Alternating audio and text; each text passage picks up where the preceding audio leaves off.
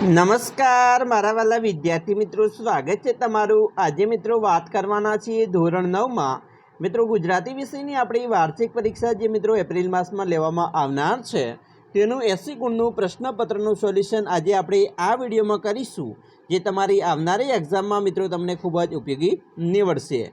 તો ચાલો વિદ્યાર્થી મિત્રો આપણે વિડીયોની શરૂઆત કરીએ। તેના પહેલાં તમે ખાસ કરીને ચેનલમાં નવા છો તો વાલા વિદ્યાર્થી મિત્રો ચેનલને અવશ્ય સબસ્ક્રાઇબ કરી વિડીયોને લાઇક અને શેર કરવાનું ન ભૂલતા, જેથી કરી અમે તમારા સુધી ધોરણ 9ના તમામ વિષયના પ્રશ્નપત્રનું સોલ્યુશન છે એ તમારા સુધી મોકલી શકીએ।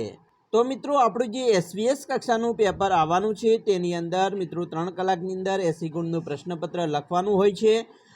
સૌપ્રથમ વિભાગ નંબર એથી શરૂઆત કરીશું। અહીંયા તમને જોડકા મિત્રો આપવામાં આવશે। જોડકા છે એ મિત્રો તમને બે ગુણની અંદર આપવામાં આવનાર છે। પહેલું છે કે કૃતિની સામે કર્તાનું નામ લખવાનું છે।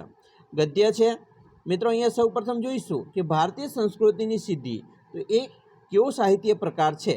તો ભારતીય સંસ્કૃતિની સિદ્ધિ એ મિત્રો લલિત નિબંધ છે। બીજું છે સાલ, છોતરા અને ગોટલા, તો એ હાસ્ય નિબંધ છે।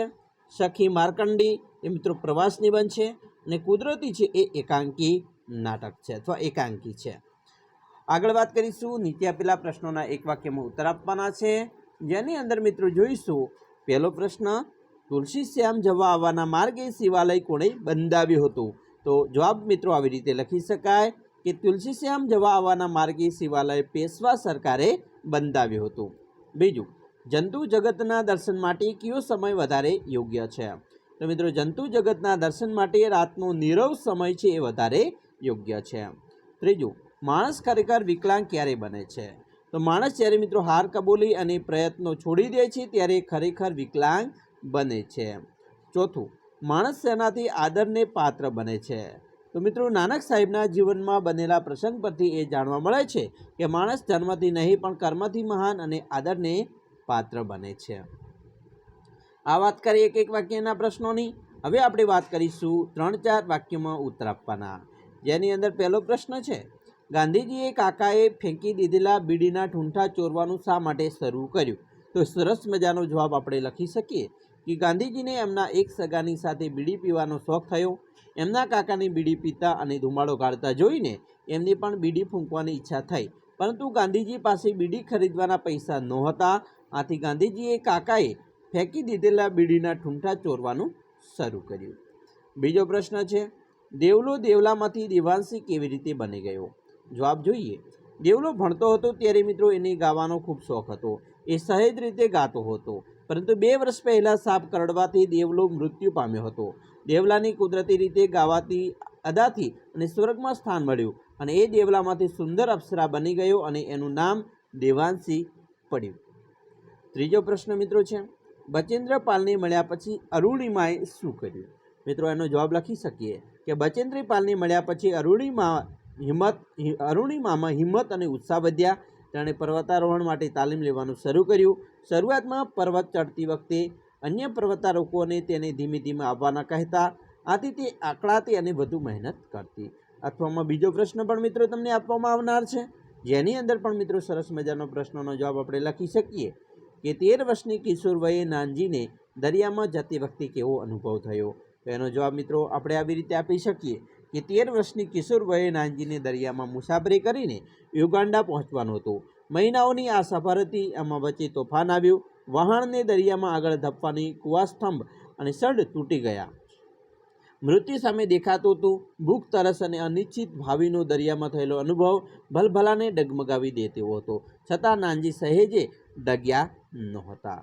હવે આગળ વાત કરવાના છીએ નીચે આપેલા પ્રશ્નોના સવિસ્તર ઉત્તર આપવાના, જેની અંદર મિત્રો તમને પ્રશ્ન એક આપેલો છે કે દવાખાનાનું વર્ણન લોહીની સગાઈ પાઠના આધારે કરવાનું છે।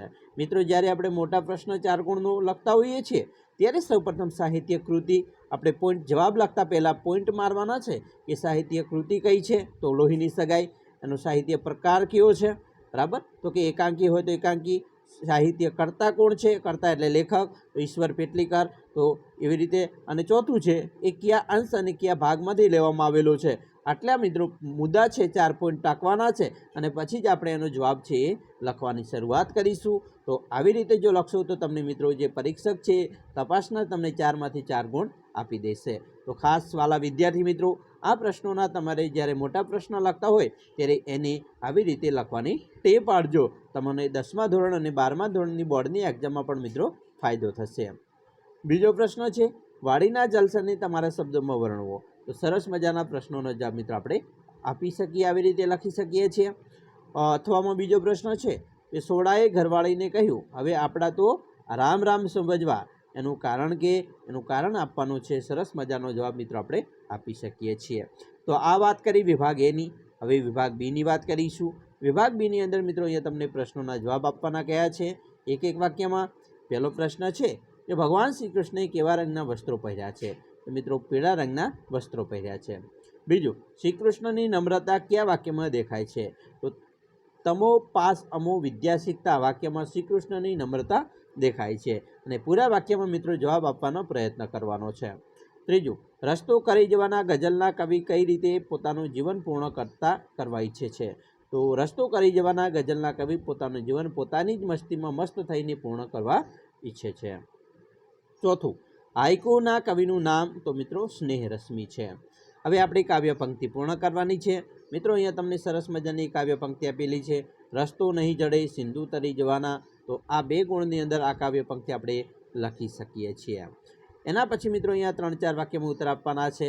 નરસિંહ મહેતા હરખાય છે કારણ કે એનો જવાબ આપણે લખીએ કે નરસિંહ મહેતા હૃદયમાં વહાલાજીનું રૂપ વસી ગયું છે.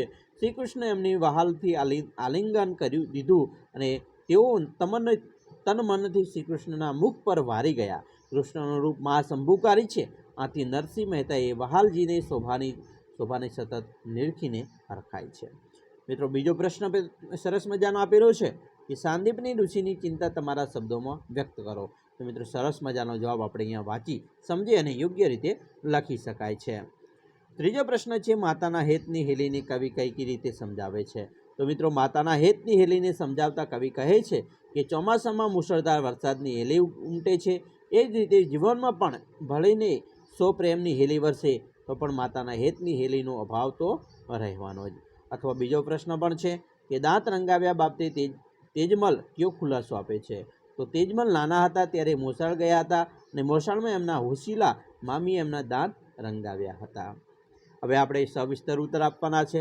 એની અંદર મિત્રો જોઈશું પહેલો પ્રશ્ન, પુત્રવધૂના આગમનથી ઘરમાં આવેલા પરિવર્તનની નોંધ તમારા શબ્દોમાં વ્યક્ત કરો. તો મિત્રો આ પ્રશ્ન તમને 4 ગુણમાં પૂછવામાં આવનાર છે. જેમ આપણે વિભાગ એની અંદર સવિસ્તર ઉત્તરમાં વાત કરી હતી કે મોટો પ્રશ્ન લખતા હોય ત્યારે 4 પોઈન્ટ ટાંકવાના છે, જેમાં સાહિત્ય કૃતિ, સાહિત્ય પ્રકાર, સાહિત્ય કર્તા અને આ જે કાવ્ય કે પાઠ છે કયા અંશ કે કયા ભાગમાંથી લેવામાં આવેલો છે આટલું લખ્યા પછી જ આપણે પ્રશ્નોનો લખવાની શરૂઆત કરીશું. તો તમને પૂરેપૂરા 4માંથી 4 માર્ક્સ મળી જશે. બીજો પ્રશ્ન છે, કવિનું આત્મબળ અને ઈશ્વર પ્રત્યેની શ્રદ્ધા રસ્તો કરી જવાના કાવ્યના આધારે જણાવવાની છે. તો એનો પણ સરસ મજાનો જવાબ આપણે લખી શકીએ આવી રીતે. અથવામાં બીજો પ્રશ્ન છે કે માતા પિતા અને દીકરીના લાગણી ભર્યા સંબંધો એકોકિત વ્યક્ત થાય છે. તો આ વિધાનને પપ્પા હવે ફોન મૂકવું ગીત દ્વારા સમજાવવાનું છે. તો એનો પણ જવાબ સરસ મજાનો લખાઈ શકાય. મિત્રો વિભાગ સીની વાત કરીશું. વિભાગ સી એટલે મિત્રો અહીંયા આપણો વ્યાકરણ વિભાગ કહેવાય. જેની અંદર પહેલું છે જોડણી સુધારીને લખો. તો મિત્રો સંસ્કૃતિ એની જોડણી તમને આ સુધારીને લખવાની હોય તો આપણે સંસ્કૃતિ છે એને કેવી રીતે લખાય? તો આવી રીતે લખવામાં આવે છે. ઓશિયાળું છે એને મિત્રો આપણે આવી રીતે લખી શકીએ છીએ. ખાસ જોડણી યાદ રાખી લેવી. એના પછી મિત્રો સંધિ છોડ અને જોડવાની વાત કરી છે. પૃથુ વત્તા ઈ તો પૃથ્વી થાય, શ્રો વત્તા અન તો શ્રવણ થાય. તળપદા શબ્દોનું શિષ્ટ રૂપ આપવાનું છે, એ પણ 1 ગુણમાં પૂછી શકે છે. સાવજ એટલે સિંહ થાય અને પોહર એટલે પ્રહર થાય. મિત્રો સમાસ ઓળખવાનો છે નર્મદા, બરાબર. તો નર્મદા એ ઉપપદ સમાસ છે. પછી સાચો સમાનાર્થી શબ્દ ઓશિયાળું. તો ઓશિયાળાનો સાચો સમાનાર્થી શબ્દ થાય છે લાચાર, બરાબર. સાચો વિરોધી શબ્દ છે અહંકાર.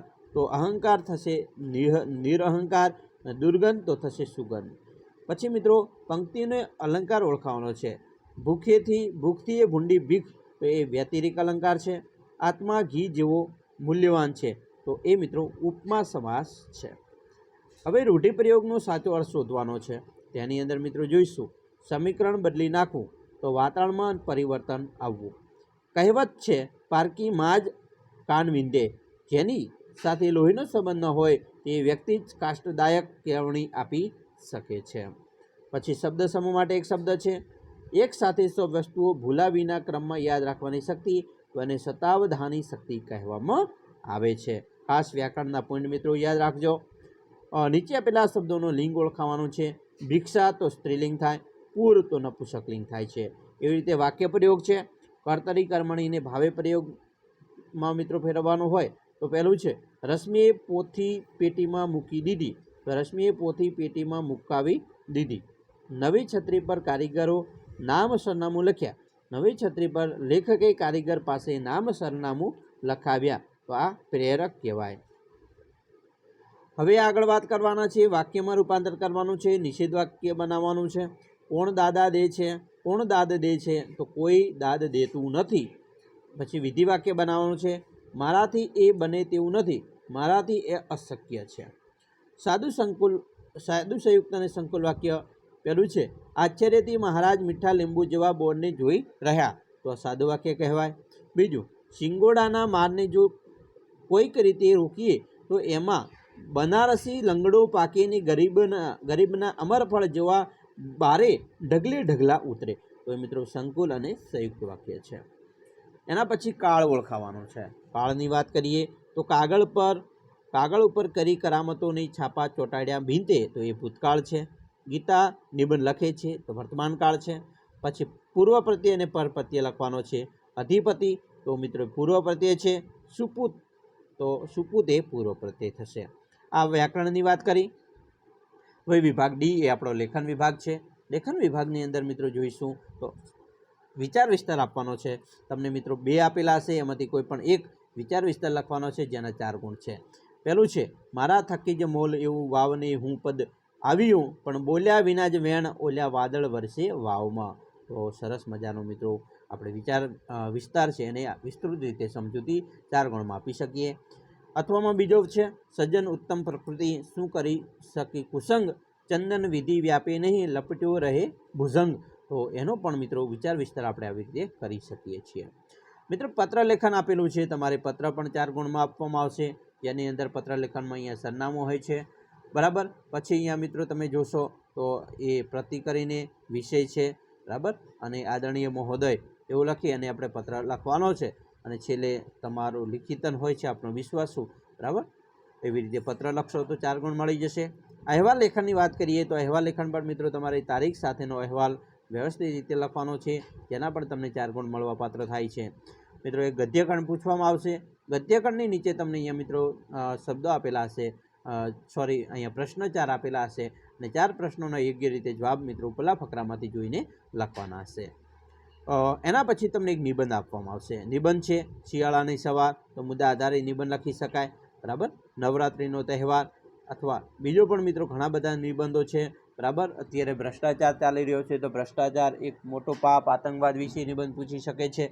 તો આવા નિબંધો પણ મિત્રો તૈયાર કરી દેવાના છે. તો અમે આશા રાખીએ છીએ તમને આપણા વિડીયો ખૂબ જ ગમ્યો હશે.